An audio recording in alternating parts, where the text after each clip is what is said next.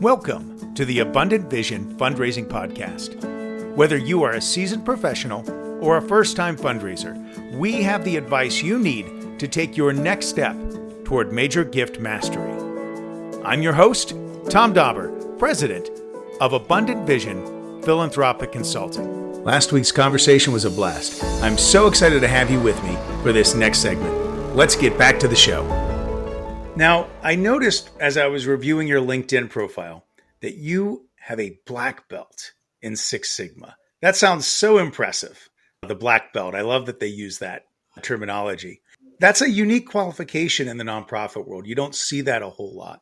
How has that helped you to be a better leader in your specific context? Are there common areas of inefficiency maybe that you find nonprofits struggle with? And maybe talk a little bit about what that certification even means, because all of our listeners may not be familiar.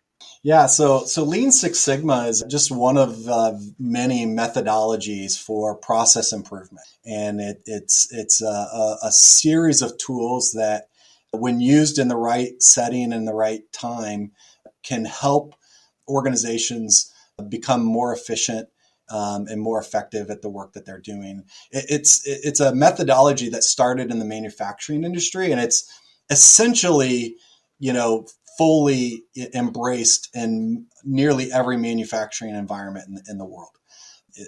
It's very hard to find an organization that's not using Lean Six Sigma at a global level when you get into the Fortune 500 companies and the manufacturing settings.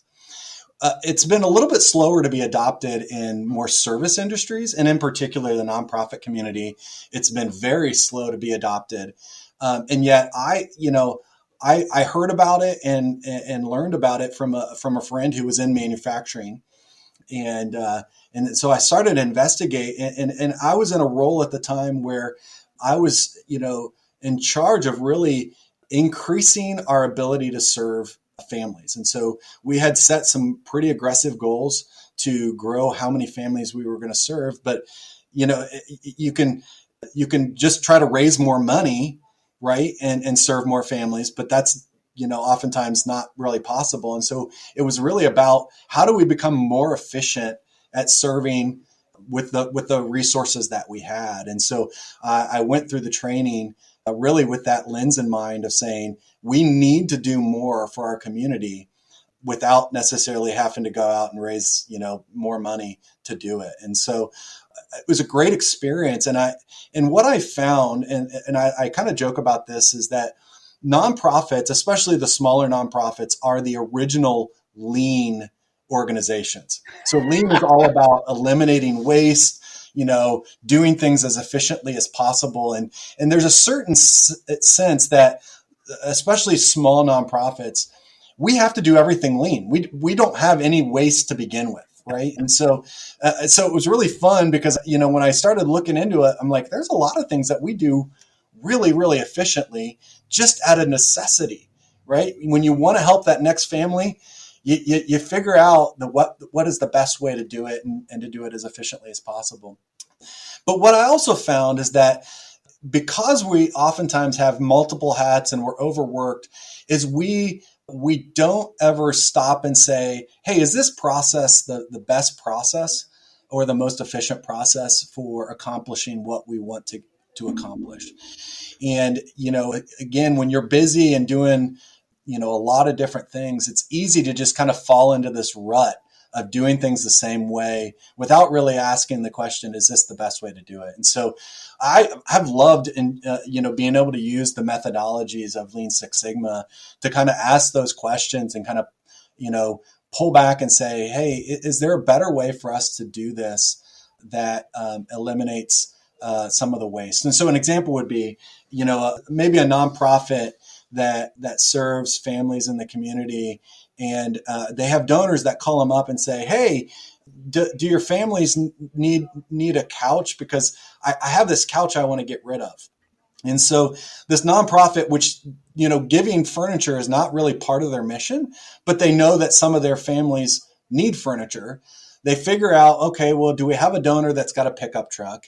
And maybe a couple of staff members can go with that donor and go pick it up. But then we have to figure out a place to store it because we don't know anybody right now who needs it, and then we got, when we do find somebody who needs it, then we need to find another donor who has a pickup truck and we got to go pick it. And so you see this whole process laid out of they want to do good. They want to help both their donor, but also the families that they're serving, but they're not equipped to do it. But they don't stop and think about how much wasted time and energy that goes into this one simple request of, hey, I have this couch I want to donate. And I share this as a real example because we've partnered with agencies that used to do this all on a regular basis. And I said, hey, I have a fleet of trucks that are out collecting furniture in the community every day. And why don't you let me take that burden off your shoulders when that donor calls? And then when your clients need furniture, they just come my way and they can get exactly what they need. And so we were able to create this kind of win-win relationship. But if it hadn't been for, really just my ability to kind of see the inefficiency of that process for them, because they just assumed it was the way to do it. But when I gave them maybe an alternative process, they realized, man, how much time are we wasting doing this, all in the name of doing something good. Well, as you describe what you're doing, I'm reminded that I introduced you and the organization you're with, but I haven't really asked you to share much about what it is you're doing to serve the community. And we'll talk more about maybe your mission and your vision later. But could you just give just a brief synopsis of who is the Furniture Bank? Yeah, so the Furniture Bank exists to help families in our community who are going through some sort of life crisis have access to the basic furniture and home goods that they need as they navigate that crisis. And so you can think about the worst moment in your life that whatever challenge you're going through, but imagine going through it without having a couch to sit on or a kitchen table to have a meal at, or even worse, a bed to sleep on.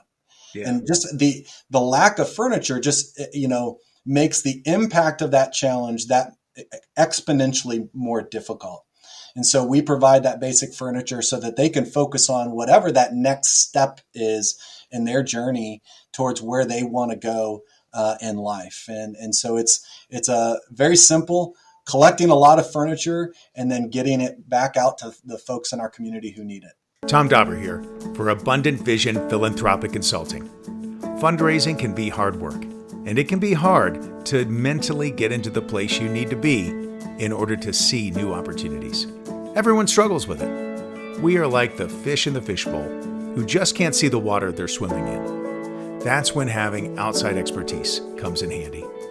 For 25 years, I've been helping nonprofits analyze their challenges, discover new ways forward, and develop clear plans that lead to greater fundraising revenues.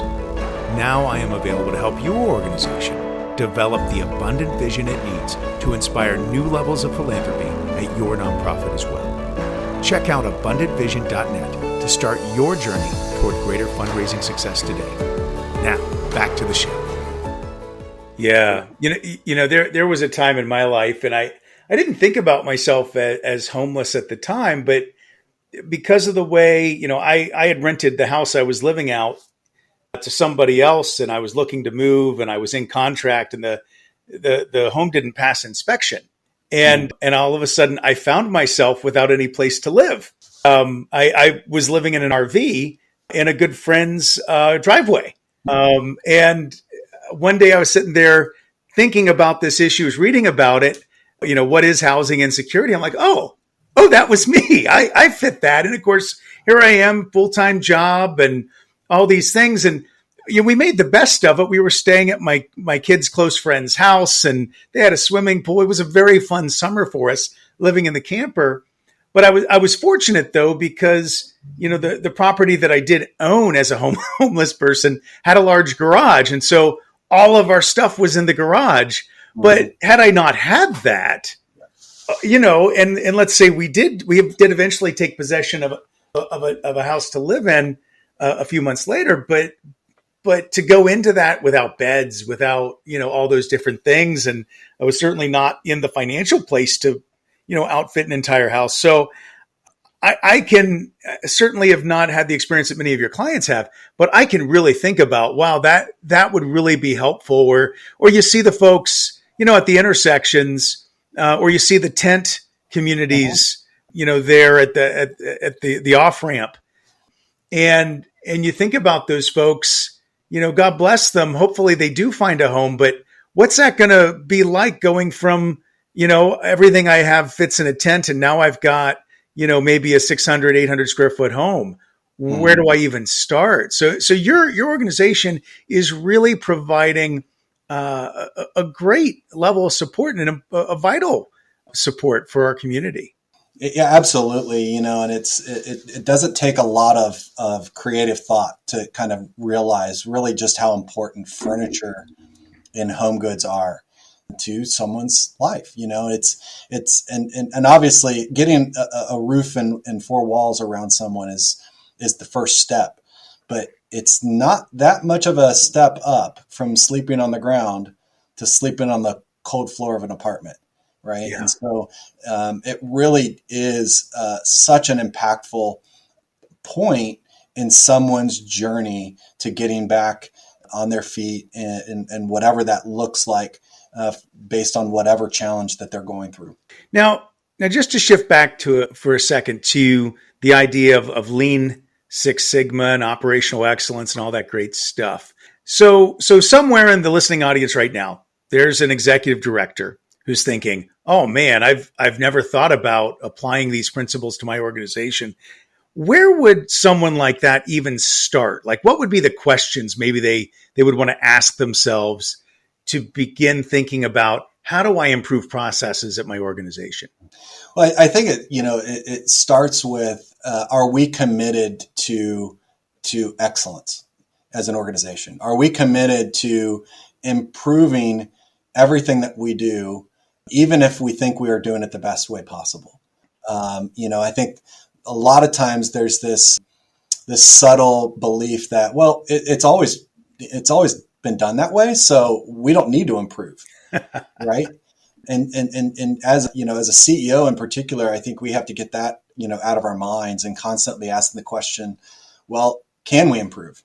And is this the most efficient way we can do something? And I think it starts there, and then you can begin to breed a culture around continuous improvement, and I think a culture of ownership.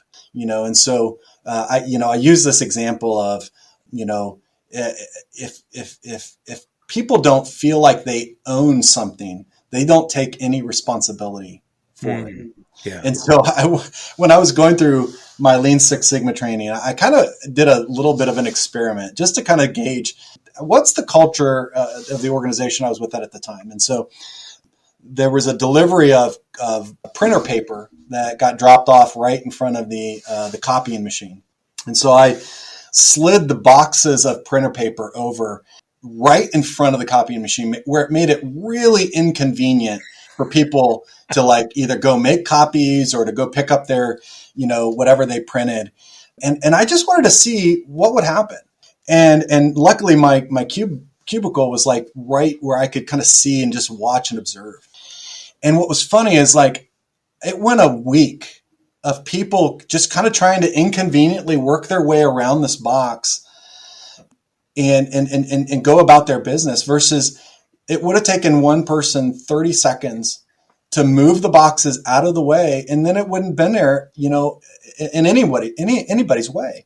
But it was really emblematic of, I think everybody just assumed, well, if they're there for a reason, and it's not my responsibility, so I'm just going to leave them there.